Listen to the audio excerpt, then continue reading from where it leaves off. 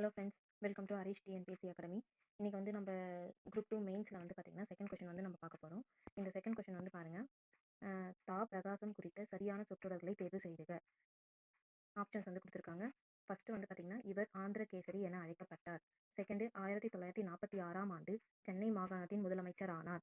Third வந்து இந்தி கட்டாய பாடமாக்கப்பட்டது. இவருடைய ஜவுளி கொள்கை சென்னை மாகாணத்தில் ஜவுளி தொழிலை மேம்படுத்தியது. இதில் எந்தெந்த ஆப்ஷன் வந்து கரெக்டுன்றதை பார்க்கலாம். இது பாருங்க, பிரகாசம் ஆட்சி வந்து பார்த்தீங்கன்னா 1946லேருந்து 47 வரையும் சுதந்திரம் வாங்குறதுக்கு முன்னாடியே இவர் ஆட்சி முடிஞ்சு ஓமந்தூரார் ஆட்சி வந்ததுக்கு அப்புறம் தான் நம்மளுக்கு வந்து சுதந்திரம் வந்து கிடைச்சது. இவர் வந்து ஆந்திர மாநிலத்தை சேர்ந்தவர். இவர் வந்து வழக்கறிஞராக இருந்தார். அதுக்கப்புறம் 1904ல் ராஜமுந்திரி நகராட்சி தலைவராகவும் இருந்தவர். அதுக்கப்புறம் பார்த்தீங்கன்னா லண்டனில் வந்து பாரிஸ்டர் பட்டம் பெற்றார். அதுக்கப்புறம் வந்து பார்த்தீங்கன்னா பாராளுமன்றத்தில் மக்களவைத் தேர்தலில் வந்து தாதாபாய் நவ்ரோஜிக்கு ஆதரவாக தேர்தல் பிரச்சாரம் செய்தார். அதுக்கப்புறம் வந்து பார்த்தீங்கன்னா இவர் வந்து வழக்கறிஞர் பதவியை வந்து ராஜினாமா பண்ணிட்டு என்ன பண்ணாரு, சுயராஜ்யா பத்திரிகையை தொடங்கி வெளியிட்டார். எந்தெந்த மொழிகள்னா தமிழ், தெலுங்கு, ஆந்திரம் 3 மொழியிலையும் வந்து வெளியிட்டார். அதுக்கப்புறம் வந்து பார்த்தீங்கன்னா அகில இந்திய காங்கிரஸ் பொதுச் செயலாளரை வந்து இவர் வந்து தேர்ந்தெடுக்கப்பட்டார். அதுக்கப்புறம் வந்து பார்த்தீங்கன்னா சென்னையில் வந்து 1928ல் நடந்த சைமன் கமிஷன் வந்து புறக்கணிப்பு போராட்டத்தில் வந்து முக்கிய தலைவராக இவர் பங்கேற்றார். அதனால இவர் வந்து பார்த்தீங்கன்னா ஆந்திர கேசரி என்று புகழப்பட்டார்.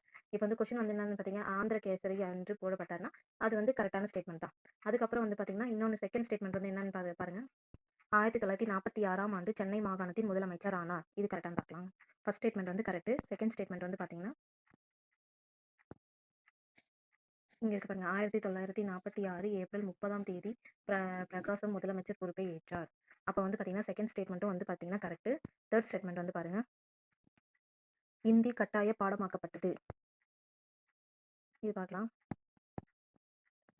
இங்க பாருங்க, இந்தி கட்டாய பாடமாக்குறது. இவர் ஆட்சிக்கு முன்னாடியே வந்து பார்த்தீங்கன்னா ஹிந்தி வந்து கட்டாய பாடமாக தான் இருந்தது. அதற்கு தான் எதிர்ப்பு தெரிவித்து ஈவேரா உட்பட பல தலைவர்கள் வந்து எதிர்ப்பு தெரிவிச்சிருக்காங்க. அப்போ வந்து இந்தி போராட்டம் ஒரு பெரிய போராட்டமாக உருவானது. அதனால அது வந்து தப்பான ஸ்டேட்மெண்ட். இவர் ஆட்சியில் வந்து ஹிந்தி வந்து கட்டாய பாடமாக்கல. இவருக்கு முன்னாடி இருந்த ஆட்சியிலேயே ஹிந்தி வந்து கட்டாய பாடமாக ஆக்கப்பட்டது. ஓகேங்களா.